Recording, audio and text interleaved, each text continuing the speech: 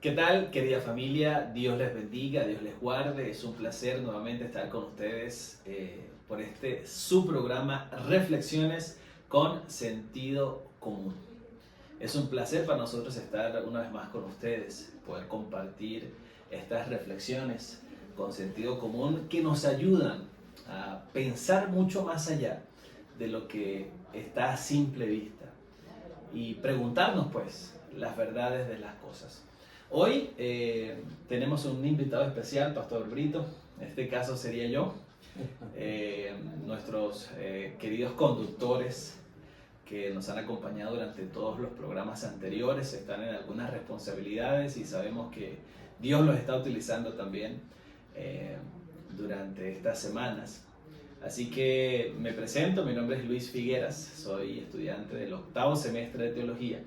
Y como ustedes saben, una vez más está el pastor Edgar Brito, doctor Edgar Brito, quien es pues director general del Instituto Universitario Adventista de Venezuela. Bienvenido una vez más, pastor. Gracias. Hoy queremos, querida familia, hacer un recuento, pastor, de lo que hasta este momento hemos venido hablando, hemos venido estudiando. Comenzamos con lo que fue el origen de la iglesia, pastor. Hemos visto cómo el Señor dirigió su iglesia desde un principio. Vimos también el origen de la iglesia católica. Vimos su desarrollo. Vimos también el origen del papado, su desarrollo también. Temas muy importantes que hasta este momento ustedes pues nos han estado acompañando. Vimos también el origen de la iglesia ortodoxa. Origen, desarrollo, cómo fue que ocurrió ese cisma religioso. Y también pues en nuestro último capítulo hablamos sobre la reforma protestante, pastor, y cómo surgió su origen. Y hasta este momento estamos seguros que ustedes han podido reflexionar con un sentido común y han podido sacar sus conclusiones. Una vez más, en este programa vamos a invitarlos a que lo puedan hacer. Y en este caso vamos a estudiar un tema bastante interesante, pastor, y quiero que ustedes puedan preguntarse con nosotros. Teniendo en cuenta el origen y desarrollo de la iglesia hasta este momento, y teniendo en cuenta la relevancia de la iglesia católica, pero teniendo en cuenta también cómo es que ella misma ha perdido esa pureza de sus orígenes en cuanto a teología, en cuanto a su desarrollo. ¿Cómo es el pastor, o más bien deberíamos preguntarnos, hasta en este momento, hay una iglesia que se parezca a la original, a la que Dios fundó, a la que Jesús fundó? Hay una iglesia que tenga sus principios, hay una iglesia que haya sido profetizada en la Biblia y que represente verdaderamente a Dios en estos momentos. Muy bien, interesante la inquietud que se presenta en este momento. Y para contestar esa inquietud, vamos a ir al principio, la esencia del cristianismo, que no es otra cosa que la vida y obra de nuestro Señor Jesucristo. Cuando Él hizo su parte que le correspondió aquí en la tierra, Él ascendió al cielo. Pero antes dejó muy bien estipulada que Él volvería. Así que esa esperanza de volver a ver otra vez a Cristo, pero ya establecido en su reino, y puesto sus enemigos debajo de la planta de sus pies, esa esperanza quedó muy profunda en los corazones. Y quiero decirles que los cristianos del siglo I, después de Cristo, tenían esa esperanza de que Cristo iba a venir en ese mismo tiempo. Pero el tiempo pasaba y Jesús no venía. El apóstol Pablo, muy consciente de esa situación, veían que algunos creyentes en diferentes lugares, especialmente en Tesalónica, se estaban como entristeciéndose porque veían que sus seres amados que habían creído en Cristo se morían y el Señor no venía. Entonces ellos pensaban que había ahí una problemática que no se entendía. Pero entonces él dijo en la segunda carta tesalonicense, en el capítulo 2, que hay que leerlo completo, todo ese capítulo, el apóstol Pablo dice: hermanos queridos, todavía no es el tiempo para que Jesús venga. Y cuando Él venga, los muertos en Cristo tendrán la primicia de ir adelante de nosotros que estemos vivos en ese momento. Y Él dice: la venida de Jesucristo todavía no puede darse hasta que se cumpla una profecía. ¿Qué dice él ahí? Una profecía que tiene que ver con la apostasía del cristianismo. Está profetizado entonces. Vean, estaba por decir, el Señor dice, el cristianismo va a tener que ser probado, y en la prueba no alcanzar algunas líneas bien claras que Dios dejó trazadas. Así que eso quedó ya en la conciencia de los creyentes desde el primer siglo. O sea que vamos a pasar por una tribulación antes que Jesús venga. Y como sucedió, los cristianos, ustedes saben, fueron perseguidos, muchos mártires hubo de los primeros que nos antecedieron en esto, mucho trabajo y todo, hasta que vino la reforma, ¿no? La entrada de Constantino, que fue el principio de la apostasía. Allí inició todo. La iglesia se unió al Estado, a la política, y permitió que entrara mucha gente al cristianismo sin tener ninguna prueba de discipulado. Y entonces, porque era un beneficio. Entonces, hacerse cristiano en esa época de Constantino era recibir los beneficios que el Estado le producía a sus ciudadanos, porque llegó a ser declarada la religión oficial del imperio. Entonces, el que no profesaba ese cristianismo católico, entonces era como especie de un antipatriota. Era más un partido político. Sí, en ese sentido. Sí. Entonces, y eso, estudiando, por ejemplo, el libro de Daniel en el capítulo 7, el libro de Apocalipsis en el capítulo 12, 13 y 14, encontramos allí que esa apostasía duraría 1260 años. Un tiempo. Un tiempo considerable. Sí. 12 siglos y medio prácticamente. Entonces, eso quería decir que esa tendencia de unir el cristianismo con las cosas civiles o políticas iba a mantener el cristianismo en completa apostasía. Así que entonces el Señor dijo: pero llegará el tiempo cuando esta apostasía será completamente manifiesta y el Señor hará algo maravilloso para que se pueda ver cómo solucionar este asunto. Dice la profecía en Daniel 7 y Apocalipsis 13 que llegará un momento que se llama el tiempo del fin, cuando el Señor levantaría un grupo de cristianos para llamar al mundo entero a reconsiderar sus raíces cristianas y ponerse al tanto de lo que el Señor siempre ha revelado que debe constituir la fe de un verdadero cristiano. Entonces, ese tiempo del fin empezó cuando terminaron los 1260 años de apostasía, de supremacía de esa clase de cristianismo. ¿Que inició cuándo, pastor? Que inició en el año 538. Okay. 538. Sí, hasta 1798. Hasta 1798. Sí. Entonces, En esa época, cuando comenzó el tiempo del fin, nadie hablaba de la venida de Cristo como se habla ahora, como se habló en el primer siglo. Esa verdad había quedado así como rezagada, que no daba la esperanza de que estábamos en víspera de que se iba a inaugurar el reino de Dios con la venida de Jesucristo a esta tierra. Así que el Señor también profetizó que en el tiempo del fin, cuando pasaran los 1260 años, en 1798, habría un revivamiento. De esta doctrina de la venida del Señor. La venida del Señor. Entonces, hubo, por ejemplo, hubo en Sudamérica, en Chile, un sacerdote jesuita llamado Manuel Lacunza.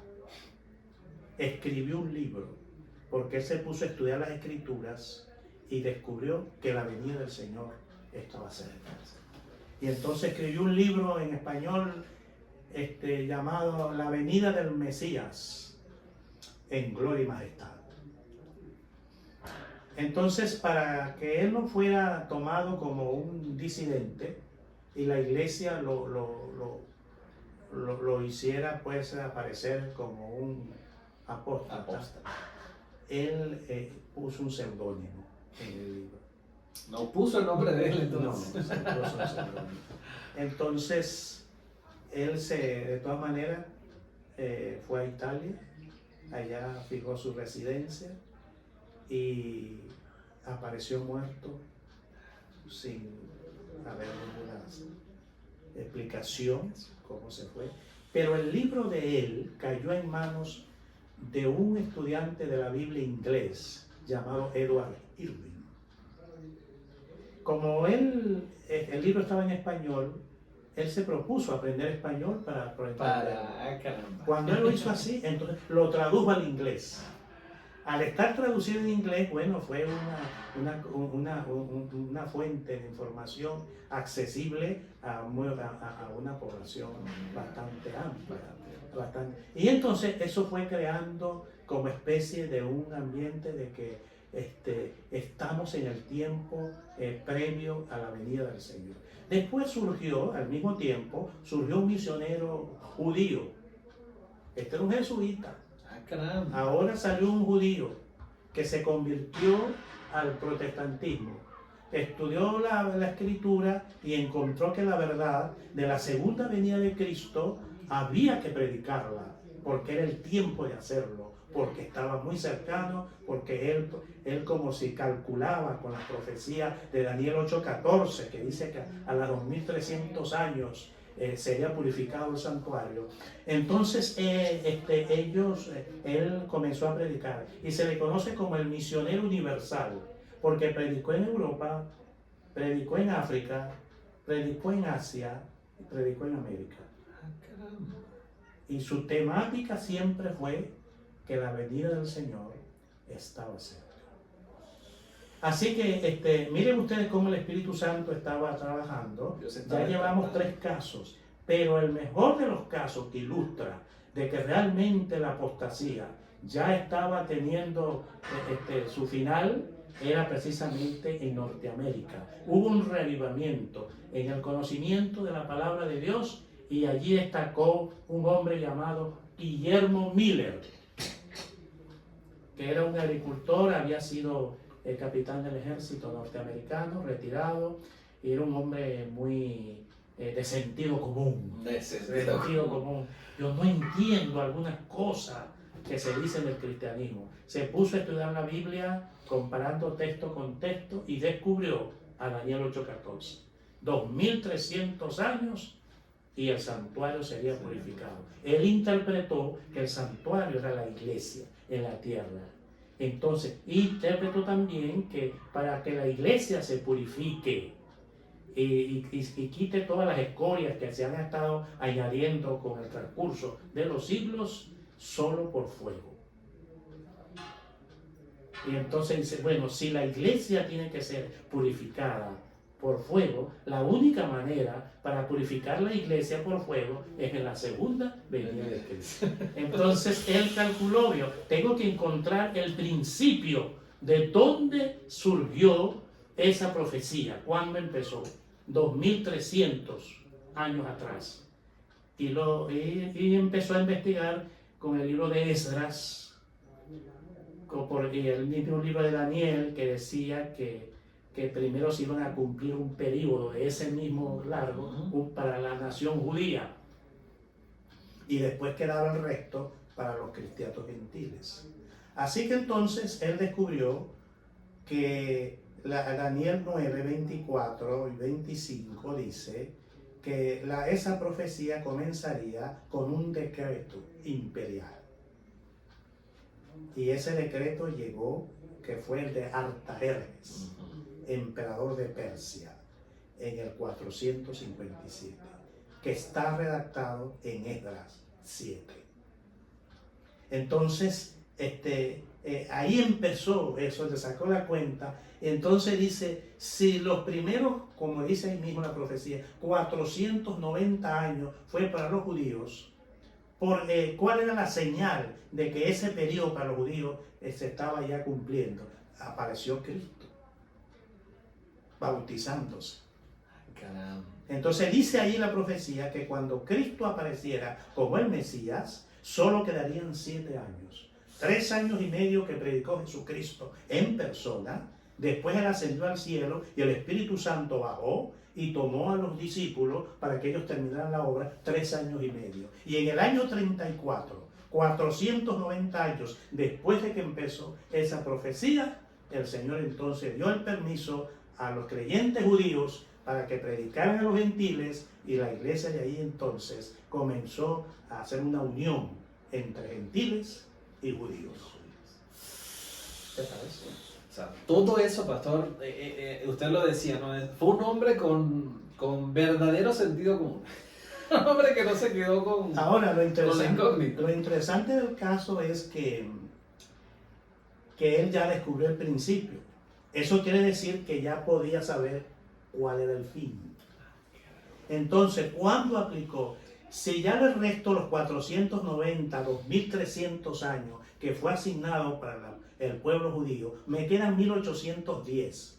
Si los 490 años para los judíos terminó en el año 34, cuando mataron al diácono, al profeta Esteban, me quedan 1810, le subo 34 años, me lleva a 1844.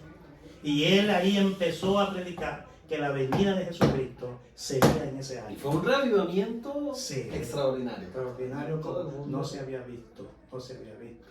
El Espíritu Santo tocando corazón. Sí, independientemente porque no estaban conectados unos con otros, y en ese sentido, por eso era porque es una obra del cielo, no una obra de la tierra en ese aspecto ahí.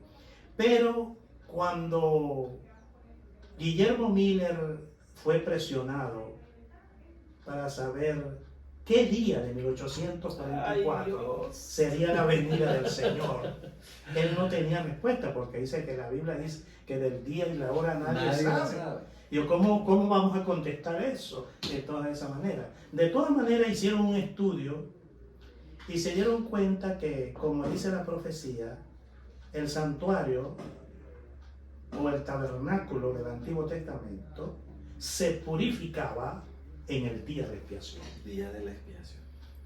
Entonces, cada vez que se hacía una sola vez al año, que se celebraba el día de la expiación, el santuario quedaba purificado. Entonces ellos sacaron la cuenta. Y todavía los judíos siguen, sí, todavía los judíos seguían el Yom Kippur. Sí, todavía Sí. en estos momentos. Sí, Todavía. Entonces investigaron para 1844 cuándo los judíos celebraban el Yom Kippur. Claro, porque es que como tenían el inicio y habían tenido el desarrollo, estaban buscando entonces el final. Y lo encontraron. Sí, lo encontraron. Y entonces ahí se dieron cuenta que caía el 22 de octubre de 1844. ese movimiento comenzó a predicar. Eso fue una cosa pero maravillosa, como la gente se convencía, la gente pedía perdón, abandonaban sus bienes para dedicarse a la predicación del Evangelio y se pedían perdón unos a otros para estar en regla, así como los discípulos cuando bajó el Espíritu Santo en el Pentecostés. Llegó el 22 de octubre y Jesucristo no vino. Algunos dudaron y pensaron que había habido un mal cálculo, pero la fecha estaba correcta. Estaba correcto. El evento era el que estaba equivocado. Ay, Porque no era la venida del Señor a la tierra, era la venida del Hijo del Hombre, como dice Daniel 7, a la presencia del Padre para comenzar el juicio antes de su venida. Entonces, pero no lo entendieron así, sino un grupito que más tarde comenzó a investigar en el libro de Levítico, en la carta a los Hebreos, en Apocalipsis con Daniel y todo eso, que llegaron a darse cuenta que la clave fue precisamente interpretar que el santuario que decía Daniel 8:14, que debía de ser purificado, no estaba en la tierra. No estaba en la tierra. Era el santuario que estaba en el cielo, donde Jesucristo está con su Padre, gobernando, y de allá de venir a buscar a los suyos. Entonces, ese grupito que quedó después del chasco, que de hecho le digo que el chasco estaba profetizado. Estaba profetizado también. Sí, en Apocalipsis 10. El librito que se comió Juan, desde que lo tomó de la mano del ángel que bajó del cielo, le supo a miel en la boca, Sí, pero le amargó el vientre. Entonces, cuando él tuvo esa sensación, el ángel le dijo: tienen que volver a profetizar a toda nación, pueblo y lengua. El último versículo del capítulo 10 de Apocalipsis. Entonces, podemos estar seguros, pastor, que todo lo que ocurrió hasta ese momento estaba siendo dirigida por Dios. Sí. Entonces el grupo fue descubriendo más. Primero, la segunda venida de Cristo lo mantuvo siempre en forma. Después descubrieron que el día sábado era el cuarto mandamiento, y que para poder magnificar la ley de Dios, como profetizó Isaías, tenían también que guardar ese cuarto mandamiento como lo guardó Cristo, sus discípulos y gran parte de la iglesia cristiana en algún tiempo. Entonces, descubrieron también de que los muertos esperan en la tumba, en un sueño inconsciente, hasta que Cristo venga y los resucite. Quiere decir que no existía infierno, no hay purgatorio, que los muertos justos no van directamente al cielo a recibir su recompensa, porque lo que están esperando es que Cristo venga. A darle su recompensa, como había dicho Pablo. O sea que todas estas cosas, pastor, se habían perdido a través de los años. El sábado, el estado de los muertos, el don profético, el santuario, todas estas cosas se habían perdido a través del tiempo, y el Señor entonces, a través de estas personas que, como Guillermo Miller, estaban utilizando el sentido común y el estudio de las Sagradas Escrituras, el Señor entonces reveló todo esto. Entonces, mientras pasaban los años de 1844, iba creciendo esa tendencia cristiana, ese movimiento profético que había nacido cuando la profecía se había cumplido. Claro, porque estaba profetizado. Entonces necesitaban un nombre. En 1863, unos 20 años más tarde, ese grupo, después de mucha oración, votó en su primera asamblea llamarse Iglesia Adventista del Séptimo Día, que existe hasta ahora, predicando esta gran verdad de que Jesucristo viene pronto.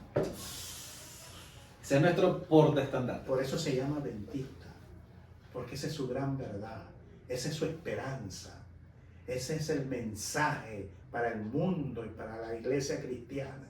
Preparémonos para encontrarnos con nuestro Dios. Jesucristo viene pronto a buscar a los muertos que murieron esperándolo, pero se murieron, a resucitarlos, y a buscar a los vivos que tiene la esperanza de verlo venir en gloria, para hacerlo vivir en las moradas de su Padre con el tiempo que ha establecido. Y nosotros que le hemos estado esperando y que estemos vivos, nos iremos con él también. Así mismo es, así mismo es. Entonces podemos decir con propiedad de que Dios está con su Espíritu Santo, que se quedó aquí con nosotros desde el día de Pentecostés, está procurando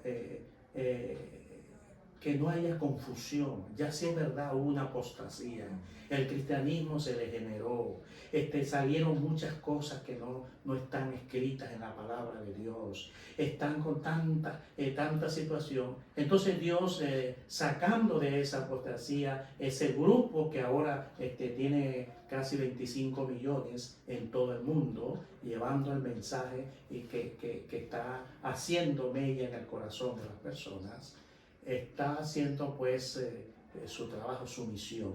Entonces la iglesia adventista no surgió como una iglesia más entre las iglesias protestantes. Porque surgieron muchas. Porque hubo muchas. Surgieron muchas.